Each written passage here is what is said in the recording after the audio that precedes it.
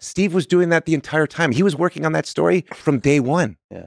He was pitching us this, and then this, and then he would look at our faces, because most people wouldn't, at least if you're working for him, wouldn't tell him what you really thought of what he was saying, but he would look at your faces. Yeah. And then he would talk to a few real trusted confidants outside of the organization and see what they thought, right? And they could give him feedback on it, and they could really challenge him, but he would also look at their faces and go, And so when you see that, then he would modulate it and change it slightly and change it. So he was working during all of that time on the story and the storytelling, right? And the whys, while we're working on that and helping us refine it, just like the switch from plastic to glass, right?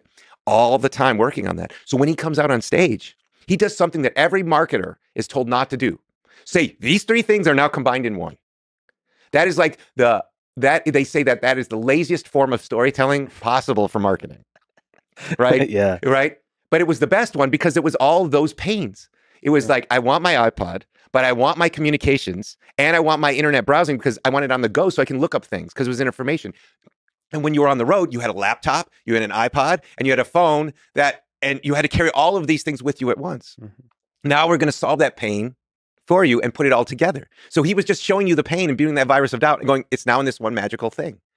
And he could come up and masterfully tell that story because he told it almost every day to all of these people inside very quietly. And then it was just, right? It was like a Tony Award winning play that had been worked on for 10 years. But also the human came through, the timing. It was all that. It was all of it. And of course he was dramatic at certain points, and he would raise his voice and a wry smile or whatever it was. Right. It was all those touches. Magic. He was an actor as well as a storyteller.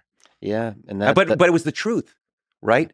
The truth came through. It was a nonfiction story. And then he added those personal flourishes on top of it for dramatic effect. It's amazing.